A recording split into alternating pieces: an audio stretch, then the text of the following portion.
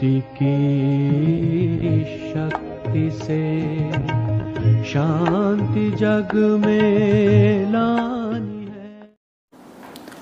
ओम शांति, शांति की शक्ति इस चैनल में आप सभी का स्वागत है।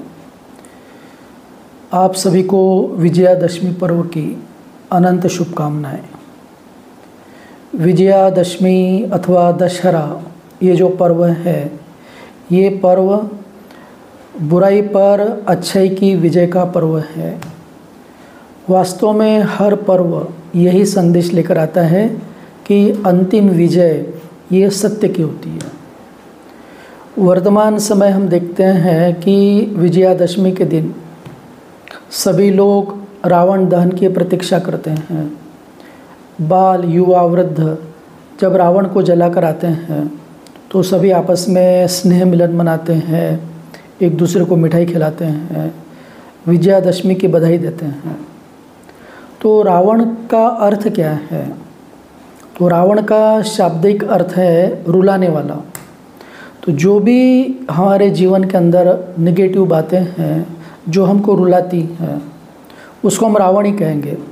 तो वास्तव में आप देखिए कि रावण एक ऐसा शक्ति का प्रतीक है कि जिसके 10 सिर हैं। अब अगर हम देखेंगे तो किसी पुरुष के 10 सिर कैसे हो सकते हैं? उसको कहा जाता है दशानन।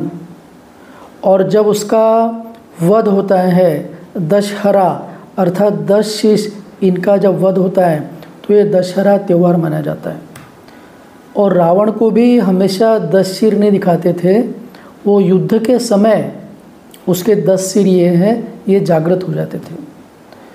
तो ज्ञान सूर्य परमात्मा हमें उसका रहस्य बताते हैं कि 10 सिर माना 5 विकार पुरुष के और 5 विकार स्त्री के।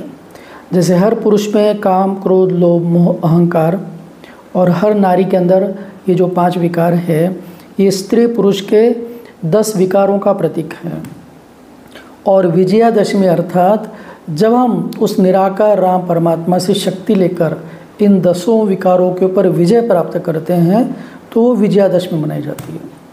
तो जब हम अपने मन मंदिर में निराकार परमात्मा राम इनकी मूर्त को बसाते हैं और इनसे योग शक्ति के द्वारा हमारे अंदर ही जो रावण छुपा हुआ है अभिमान के रूप में, आप देखो कि जब रामचंद्र जी ने रावण को मारा तो जब वो धनुष चलाते थे तो धनुष चलाने की विधि रहती थी कि वो धनुष तीर कमान लेते थे, उसको यहाँ भ्रकुटी के बीच में लगाते थे, फिर उसको ऊपर दिखाते थे और फिर रावण को मारते थे। इसका अर्थ ये है कि जब हम अपने को आत्मा निश्चय करते हैं, परमात्मा सर्वशक्तिवान से योग शक्ति लेते हैं, फिर हम अपने विकारों का नाश कर सकते हैं। आप देखिए कि संसार के अंदर हमने गीता में पढ़ा है कि काम, क्रोध नरक के द्वार हैं। तो अर्थात जहाँ काम, क्रोध, लोभ, मोह, अहंकार है, वहाँ पर नरक अर्थात दुख है, अशांति है, लड़ाई झगड़े हैं। तो ये विकार ही हमारे दुश्मन अर्थात मन को दूषित करने वाले हैं। तो योग शक्ति से इन विकारों पर विजय प्राप्त करना, यही सच्ची विजयादशमी मनाना है। रावण माना कौन? तो रावण ये अभिमान का प्रतीक है। भाई जहाँ अभिमान होगा वहाँ उसके अंदर बदला लेने की भावना निर्माण होगी। तो इसीलिए परमात्मा कहते हैं कि अहंकार का त्याग ही सबसे बड़ा त्याग है, देहाभिमान का त्याग। जब सीता का स्वयंवर होता है तो वहाँ शिव धनुष उठाने के लिए रावण भी जाता है, बड़े बड़े महारथी जाते हैं, लेकिन वो धनुष कोई उठाकर तोड़ नहीं पाता है। रामचंद्र जी आते हैं और उस शिव धनुष को उठाकर तोड़ते हैं। तो वहाँ रावण का अपमान हो जाता है और वो अपमान होने के कारण उसके मन में बदला लेने की भावना रहती है कि जो सीता है, सीता को तो मैं किसी भी प्रकार से लेकर ही जाऊंगा। तो कहते हैं पराया धन और पराई नार पर नज़र मत डालो। भाई पराई नारी पर अगर वो बुरी दृष्टि डालेगा उसका पतन तो होना ही है। तो रावण के पास पत्नी होते हुए भी रावण ये शक्तिशाली था क्योंकि वो शिव का भक्त था। तो भक्ति को तो महत्व है, लेकिन आप जिसकी भक्ति कर रहे हैं उसको आप मानते हैं, लेकिन उसकी आप कितनी मानते हैं। देखो मैं अपने माँ बाप को मानता हूँ, लेकिन मैं माँ बाप की कितनी मानता हूँ। तो भगवान को तो हम मानते हैं, लेकिन भगवान का कहना कितना मानते हैं, ये महत्व का है। तो रावण जो था और राम, इसमें अंतर ये है कि राम भगवान को मानता भी है और भगवान की श्रीमत को भी मानता है। श्रीमत अर्थात श्रेष्ठ मत। रावण अर्थात भगवान को मानेगा लेकिन करेगा मन मत से, पर मत से। तो रावण जो है ये इसने सीता के ऊपर बुरी दृष्टि डाली, इसलिए उसने सीता का हरण किया। सीता भी कौन? तो हमारी आत्मा ये सीता है। लक्ष्मण रेखा, जब आत्मा रूपी सीता मन के लक्ष्य को क्रॉस कर लेती है, मर्यादा को जब हम छोड़ देते हैं तो हमको रोना पड़ता है, तब हम रावण की जेल में जाते हैं। तो लक्ष्मण माना मन के लक्ष्य को सीता ने क्रॉस किया तो रावण की शोक वाटिका में चली गई। अब वो निराकार परमात्मा आकर रावण का नाश करते हैं और ये कहते कि हमारे अंदर यही रावण है। क्योंकि आप देखो कि पुतला जब जलाया जाता है तो मरे व्यक्ति का पुतला नहीं जलाते हैं, पुतला हमेशा जीवित व्यक्ति का ही जलाते हैं।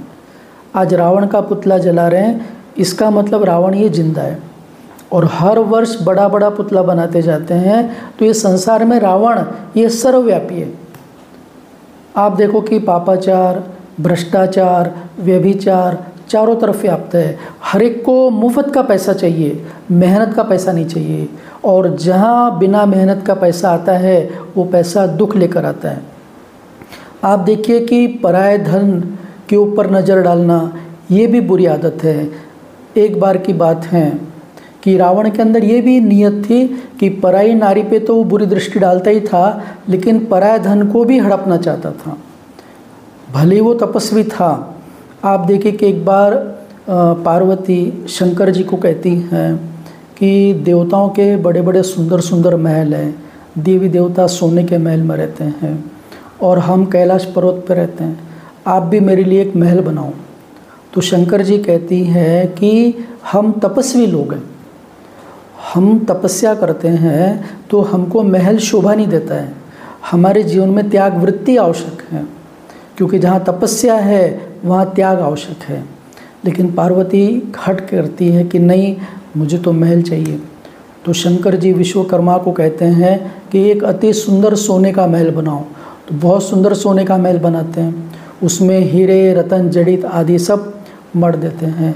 इतना सुंदर महल बनाते हैं और अब उसका वास्तु करना होता है। तो उस समय सबसे विद्वान पंडित जो था वो रावण था।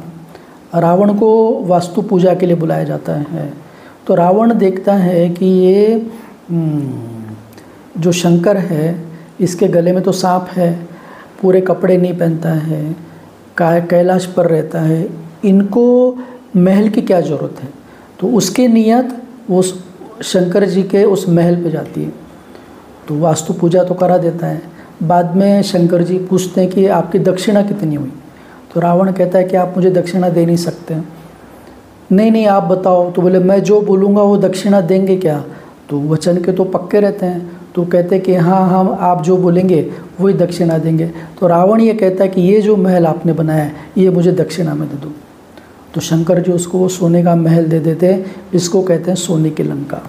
और शंकर जी पार्वती को कहते हैं कि देखो मैंने आपको पहले ही कहा था कि हमारी किस्मत में महल नहीं है, हमारी किस्मत में त्याग और तपस्या है। तो इस प्रकार रावण वो है जो पराया धन, पराई नारी पर बुरी दृष्टि डालता है, जो नारियों का सम्मान नहीं करता है, जो अभिमान में रहता है, जिसके अंदर विकार भरे हुए हैं, उसके पास में संपन्नता है, तप के बल से उसने प्रकृति के पांचों तत्वों, जिसको हम कहते हैं पांचों देवों को अपना गुलाम बना के रखा था।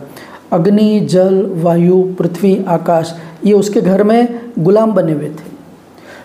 आज भी हम देखते हैं कि संसार में मनुष्य अपने को ही भगवान समझता है। कई लोग हैं जिनकी भगवान के प्रति भावना नहीं है। आज भी प्रकृति को गुलाम बनाया हुआ है। बटन दबाओ गर्म पानी हो जाएगा, बटन दबाओ आग निकल जाती है, बटन दबाओ पानी आ जाता है, गर्मी की जगह ठंडी हो जाती है, ठंडी की जगह गर्मी हो जाती है। तो आज प्रकृति को गुलाम बना चुके हैं हम। आज हमारे पास में भी धन दौलत भरपूर है, अभिमान है, क्रोध है, लोभ है और देह का आकर्षण चारों तरफ व्याप्त है। तो वर्तमान समय ये रावण राज्य ही है और यहाँ हर कोई रो रहा है, क्योंकि जो दूसरों को रुलाता है उसको खुद भी रोना पड़ेगा। तो ये रावण राज्य को फिर से राम राज्य बनाने के लिए स्वयं निराकार परमात्मा शिव धरती पर आकर हमको ज्ञान देते हैं कि आत्मा समझो, भाई आत्मा भी राम है। आत्मा राम जब उस निराकार परमात्मा को याद करती है तो आत्मा जो शोक वाटिका में फंसी हुई है वो निकल जाती है। तो ये विकारों के ऊपर विजय प्राप्त करना, यही सच्ची विजयादशमी है। तो जब हम 9 दिन देवी की आराधना करते हैं, देवियाँ शिव से शक्ति लेती हैं और राम जो है अर्थात ज्ञान की शक्ति इस आसुरी शक्ति पर विजय प्राप्त करती हैं, तो इसका यादगार पर्व ये विजयादशमी मनाई जाती है।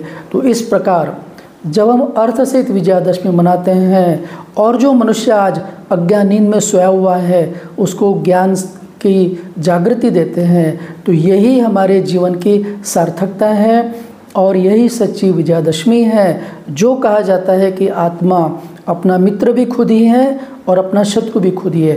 तो हम अगर अपने साथ मित्रता रखते हैं तो अपने अंदर के विकारों को पहचानें। भाई हमारे अंदर जो आसुरी वृत्तियाँ भरी हुई है जिसके कारण हम दुखी और अशांत हैं, इसको पहचानें और पहचान कर इस पर विजय प्राप्त करें योग की शक्ति के द्वारा।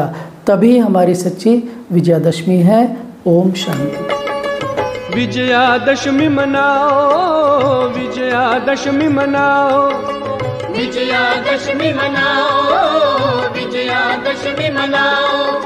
रावण को तुम भस्म करो, अब राम से प्रीत जुटाओ। विजयादशमी मनाओ, विजयादशमी मनाओ, विजयादशमी मनाओ।